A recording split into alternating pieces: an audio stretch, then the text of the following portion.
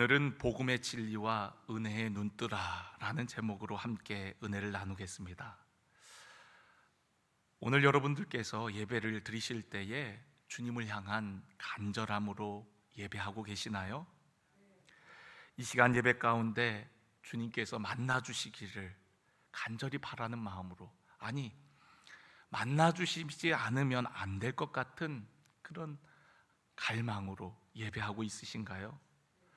시편 42편에 보면은 사슴이 시냇물을 찾기에 갈급한 같이 내 영혼이 주를 찾기에 갈급하나이다 라고 고백하고 있어요. 주님을 갈망하는 그 마음을 사슴에 비유를 해서 고백을 했던 거죠. 오늘 우리가 드리는 이 예배에 그러한 갈급함, 사모함이 있는지를 한번 돌아봤으면 좋겠습니다. 코로나가 시작되기 전에 어느 중국 선교사님의 요청으로 삼자교회에서 열리는 연합 청년 집회에 말씀을 전하러 갔었던 적이 있어요. 그곳에는 그 교회 청년들 뿐만 아니라 다른 삼자교회 청년들, 그리고 심지어 가정교회에 속한 청년들이 몰래 참석하고 있었어요. 외국인이 말씀을 전하는 것이 허락되어 있지 않았기 때문에 저희들은 교회의 은밀한 통로, 비밀 통로를 통하여서 교회에 들어갔고, 그리고 집회가 시작되자 목사님과 그 교회 교인들은 교회의 문을 다 걸어 잠궜어요. 중국 공안들에게 발각되면 그 교회도 어려움을 당할 뿐만 아니라 그곳에 간 우리들 역시도 말씀을 전한 것으로 조사를 받을 수 있기 때문에 그렇게 문을 다 걸어 잠그는 것이었어요. 집회는 오전과 오후 그리고 저녁으로 3번에 걸쳐 진행이 되었습니다. 그런데 그 교회 목사님이 말씀을 한 3시간, 4시간 가량 전해달라는 거예요. 그 얘기를 듣고 나니까 제 마음이 굉장히 어려워졌습니다. 부담스러웠어요. 왜냐하면 한국에서는 예배 시간이, 또 집회 시간이 길어야 뭐 1시간, 1시간 반 이 정도 예배를 드렸는데, 그 중국에 가니까 예배를 한 3-4시간씩 드리는 거예요. 그나마 오전은 이제 점심시간 전까지니까 한 3시간 정도 예배를 드렸는데, 오후 시간 같은 경우는 4-5시간을, 그리고 저녁 시간에는 그냥 성령께서 감동 주시는 대로 그냥 끝나고 싶을 때 끝나면 된다는 거예요. 평소에 1시간 정도만 설교를 하던 제가 그 청년들 앞에서 3시간가량을 설교하려고 생각하니까 걱정이 되더라고요. 더군다나 통역을 한번 해야 되고, 또 제가 설명하는 것이 문화가 다른 이 중국 청년들에게 과연 공감이 될까 하는 생각이 드니까 괜히 왔다 이런 생각밖에 안 들더라고요. 그런데 어떻게 하겠어요? 또 하나님께서 뜻하신 바가 있어서 오늘 찬양처럼 우리를 언제나 가장 좋은 길로, 가장 완전한 길로 인도하시는 하나님이 분명 뭔가 이유가 있겠죠. 찬양을 1시간 넘게 뜨겁게 찬양을 하고 드디어 강단에 섰는데, 청년들의 눈빛이 얼마나 사모하는 눈빛인지, 한국에서 목사가 말씀을 전한다고 그러니까 다들 간절한 마음으로, 사모하는 마음으로 말씀을 받는 거예요. 성령께서 어떻게 말씀을 전하게 하셨는지, 또 어떻게 기도를 하게 했는지 잘 생각이 나질 않아요. 그런데 어떻게 3일간의 집회를 마쳤어요. 제가 그 중국 교회를 보면서 참 놀랐던 것은요, 그들의 뜨거움, 간절함, 또 그런 사모하는 자세들이었어요. 마치 우리 한국 교회에 70-80년대 어른들이 신앙생활 할 때에 그런 뜨거운 불길이 중국 교회 안에 있더라고요. 하나님께서 이 중국 교회를 쓰시겠구나. 중국 땅이 변화된다면 중국에 인접한 수많은 아시아의 국가들, 이슬람권, 힌두권, 다양한 문화권에 있는 국가들이 중국이 뒤집어지면, 중국이 변하면은 엄청난 영향을 받을 거 아니에요. 그러니까 하나님께서 그 일을 이미 시작하셨구나. 이 청년들이 이제 요소요소의 중국 전역에 예수의 그런 뜨거움을 가지고 있는 청년들이 흩어질 때에 중국도 변하지 않겠어요? 하나님께서 하실 일들이 너무나도 기대가 되더라고요. 또 한편으로는 제 마음 가운데 너무나 아쉬움이 있었습니다. 그건 뭐냐면 우리 한국 교회가 점점 이런 성령의 역사와 능력들을 잃어가는 것만 같아갖고 너무너무 안타까웠어요. 중국은 저렇게 말씀을 사모함으로 성령의 기적과 이적이 막 나타나는데, 말씀을 전하고 함께 기도하는데 방언이 터지고 입신을 하고 환상을 보고 주님을 만나는 강력한 성령의 은혜가 있는데, 오늘날 한국 교회를 보면 우리가 그렇게 사모하고 있는가? 하나님께서 은혜 주셔서 한국 교회가 놀라운 성장을 하고 부흥을 했는데 이제 와서는 그러한 감격과 뜨거움을 많이 잃어버린 것은 아닌가? 저들은 예배를 3시간, 4시간, 5시간을 드리면서도 누구 하나 불평하거나 또 원망하는 모습이 없어요. 우리는 예배 1시간을 드리면서도 조금만 시간이 지나가면은 시계를 보고, 그리고 배고프다 그러고, 그리고 빨리 가야 된다 그러고, 그냥 안절부절 그 1시간도, 1시간 좀 넘는 시간도 마음속에 불편함을 가지고 우리가 예배 드릴 때가 있는데, 제가 만났던 그 중국 청년들은 3시간이 아니라 5시간 찬양하고 기도하고 말씀 보고 또 기도하고 하는 그들의 모습 가운데에는 그런 불평이 없었단 말이죠. 저는 우리 한국교회 안에 다시금 그 성령의 뜨거운 역사가 불일 듯 일어나기를 간절히 원합니다. 참 이상하죠. 영적인 상태는 오히려 고난과 역경이라는 환경 속에 더 간절해지는 것이 아닌지를 생각해 보게 되어져요. 제가 갔던 그 삼자교회는 이런 의자도 없었습니다. 그냥 다 바닥이었어요. 바닥에 앉으니까 얼마나 허리도 아프고 다리도 아프겠어요. 아무리 젊은 청년들이라 할지라도. 그러나 너무너무 사모하는 거예요. 말씀 하나하나를 들으려고, 이해하려고 귀를 쫑긋 세우고 사모하는 그들의 모습이, 그 불편한 환경도, 그렇게 좁은 공간에 사람들이 다닥다닥 모여 있어도 예배가 끝나고 나면 얼마나 환하게 웃고 기뻐하는지. 그런데 오늘날 우리는 너무 편안하잖아요. 이렇게 편안한 의자에서 좋은 음향 잘 들리고 따뜻하고 너무나 좋은 환경에서 예배하는데 우리의 영적인 감각들은 너무나 쇠퇴하는 것 같아요.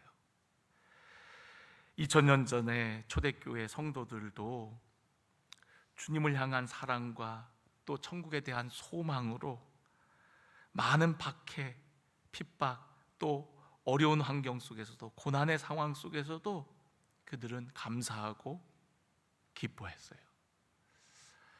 기독교 역사 속에 이루 헤아릴 수 없는 많은 이들이 신앙을 지키다가 목숨을 잃었습니다.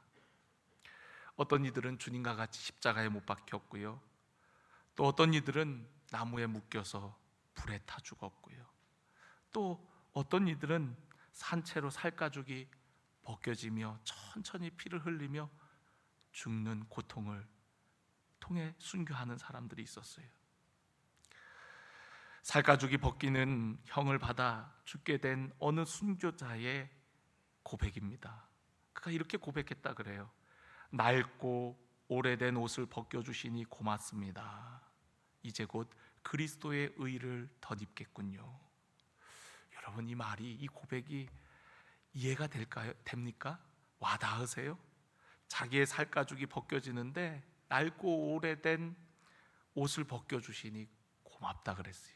아니, 내 살가죽을 벗기면 욕을 해도 현찮은데 오히려 고맙다 그러고 그리스도의 의를 덧입겠군요 라고 고백했다는 거예요.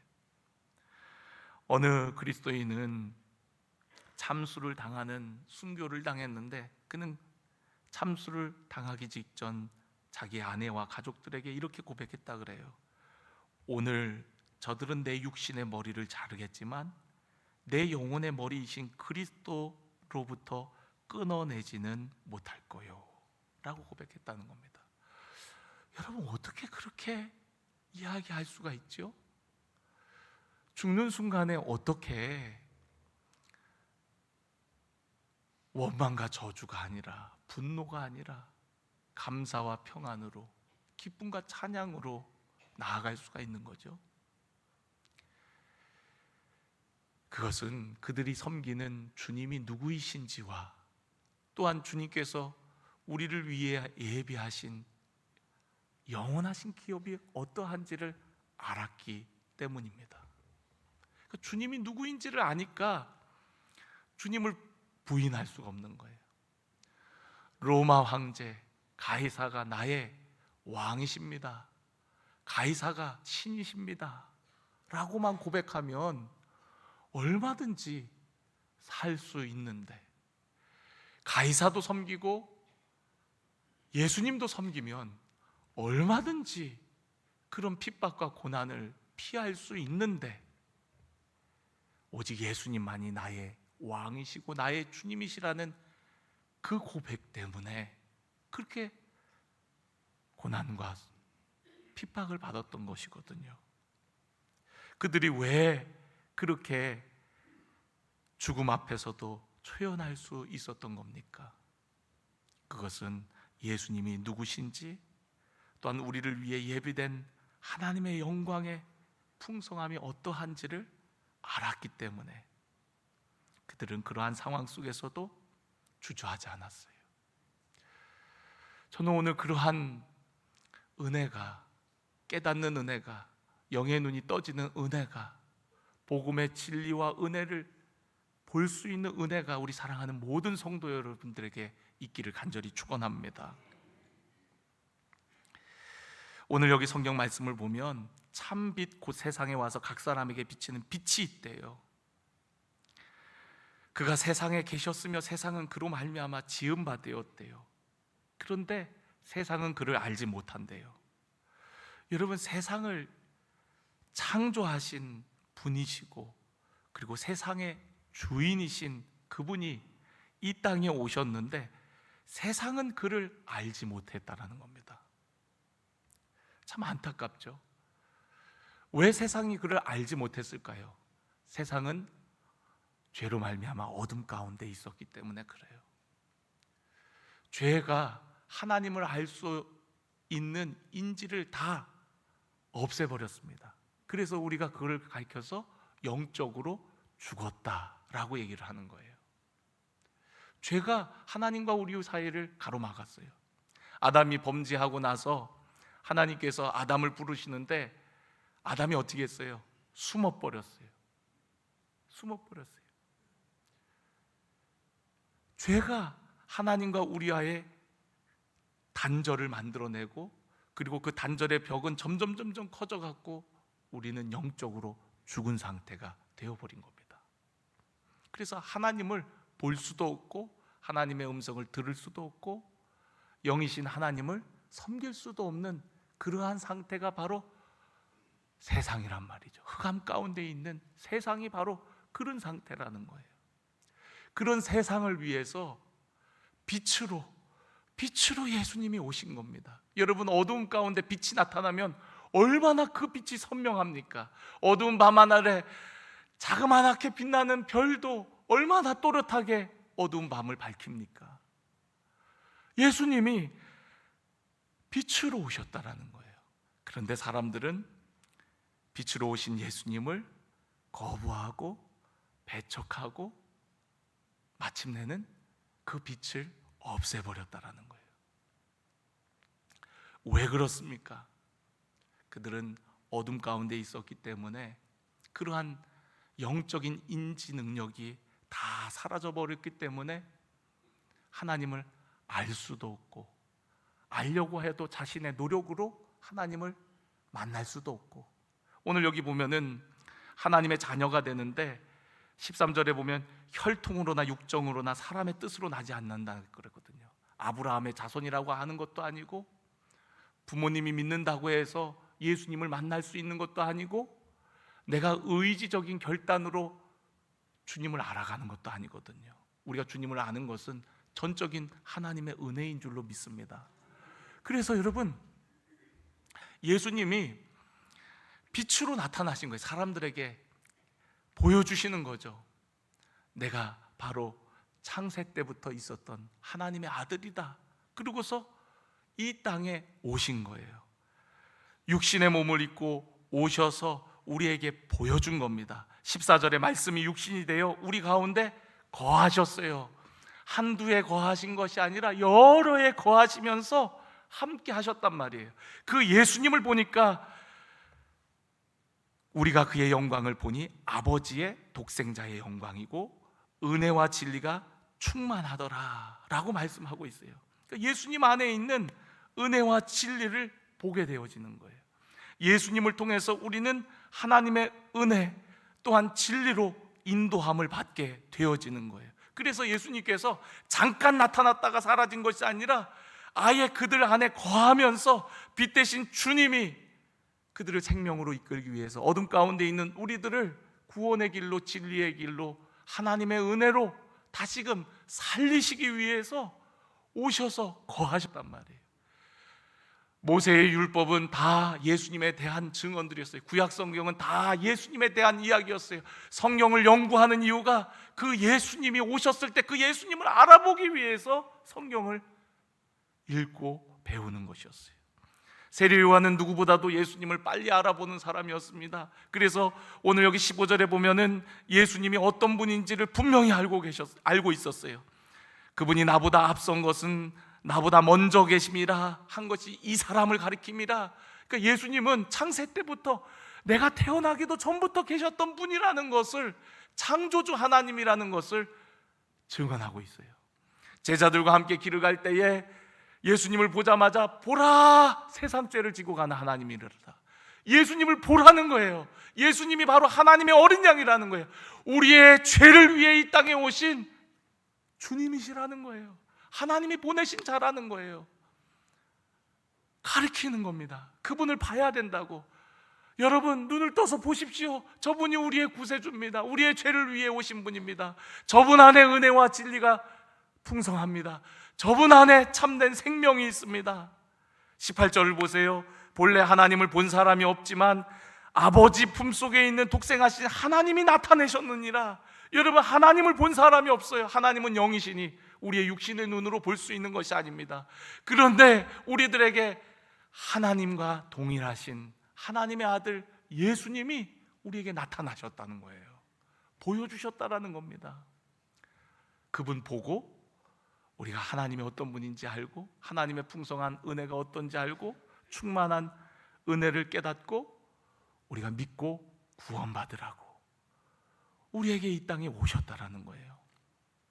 근데 많은 사람들이 죄로 가리워져서 못 보고, 또 하나는 자신의 생각과 고집 때문에 예수님을 제대로 볼 수가 없어요.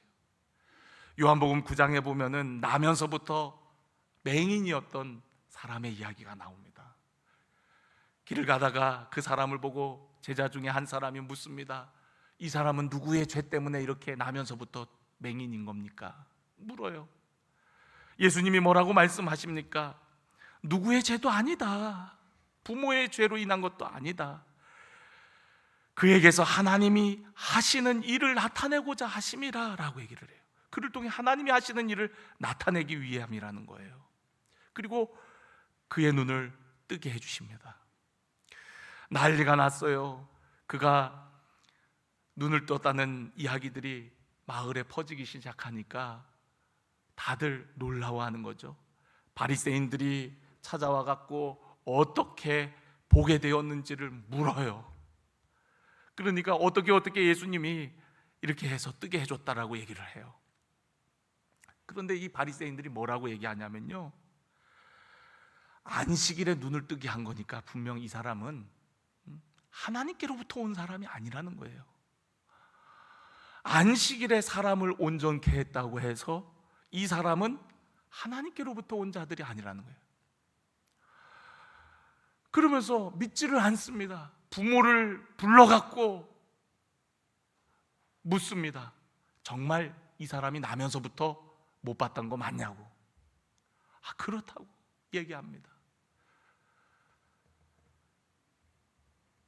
그래도 그들은 믿지를 않아요. 다시 맹인을 불러갖고 또 물어요. 어떻게 해서 보았냐고. 어떻게 해서 보았냐고. 있었던 일들을 그대로 얘기하지만 바리새인들은 전혀 믿지를 않습니다. 맹인이 이렇게 얘기해요. 내가 이미 일렀어도 듣지 아니하고 어찌하여 다시 듣고자 하나이까? 당신들도 그의 제자가 되려 합니까? 그러니까 바리새인들이 욕을 해요. 욕하여 이르되 너는 그의 제자이나 우리는 모세의 제자다.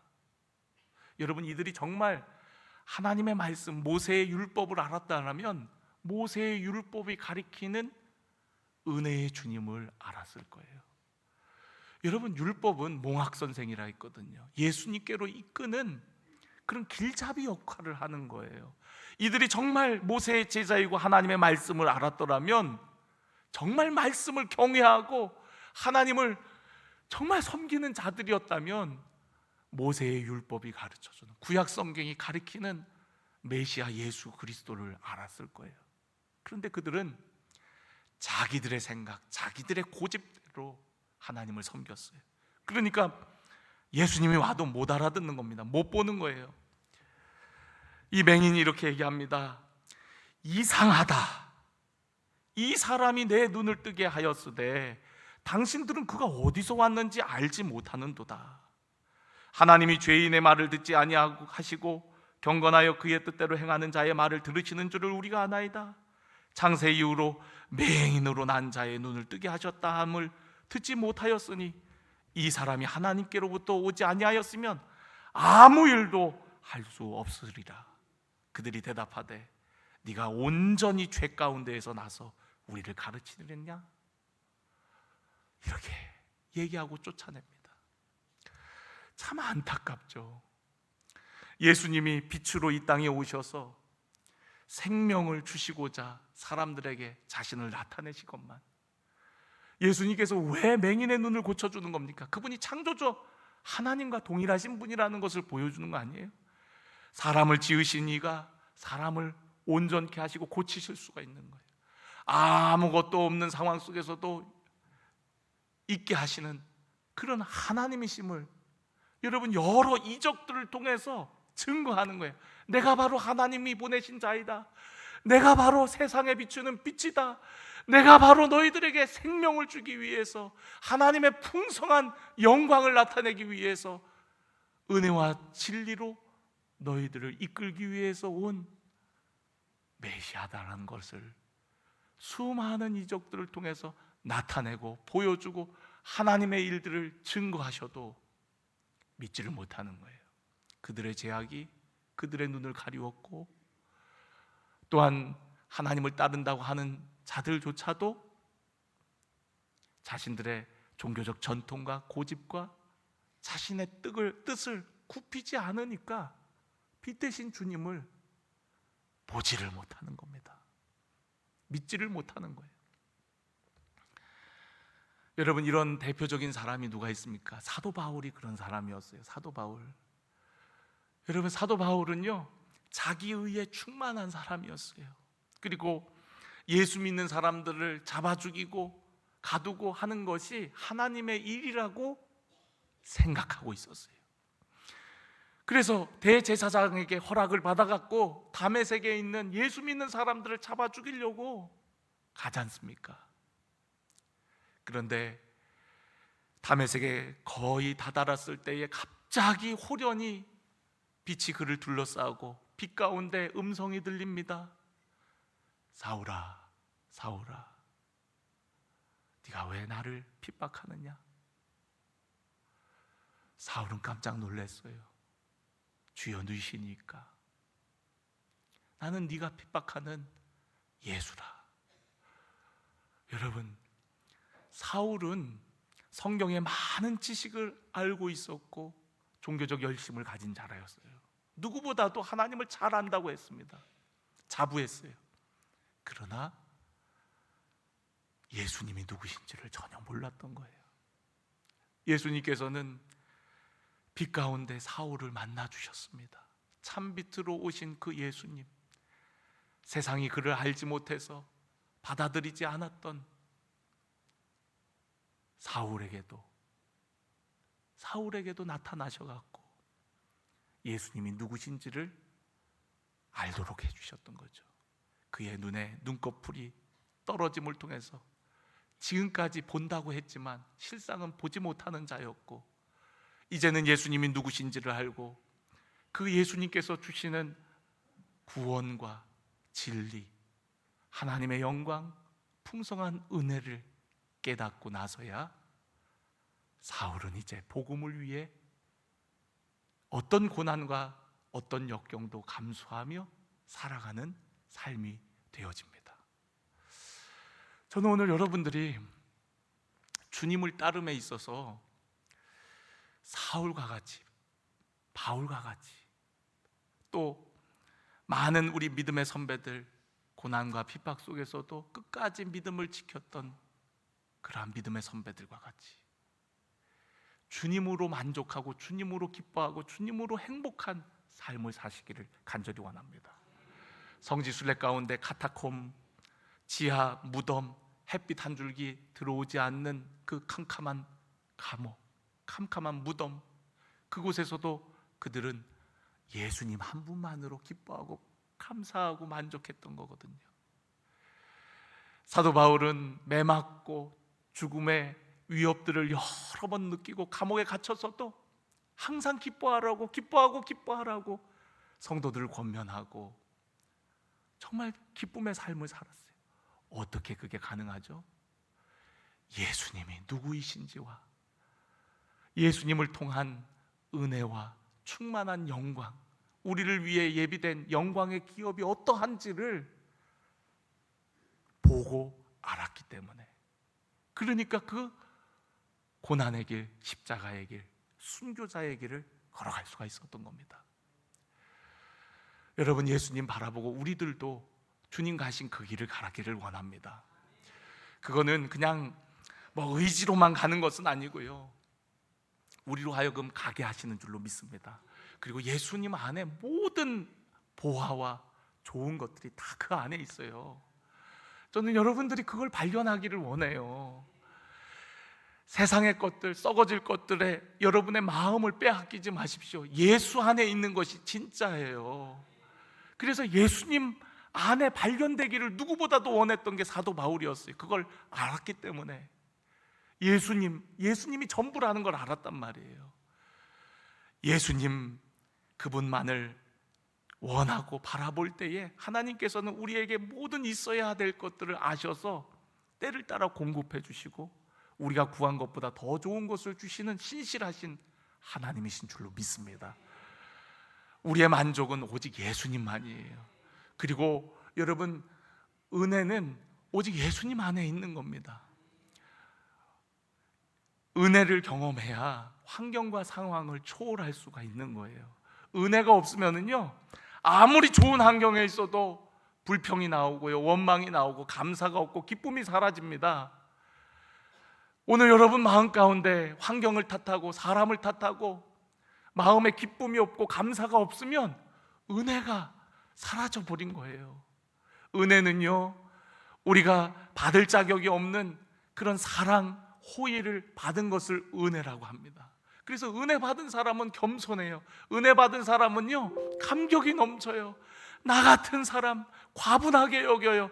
나 같은 사람을 구원해 주신 주님의 은혜가 너무 감사하다고. 나 같은 사람이 어찌 그러면서 늘 감사하고 모든 것이 감사하고 모든 것이 기쁘고 모든 것이 감격스러운 거죠. 저는 오늘 여러분 안에 하나님의 은혜가 풍성하기를 원합니다. 예수 안에 있는 풍성한 은혜를 보고 누리기를 주의 이름으로 간절히 축원합니다.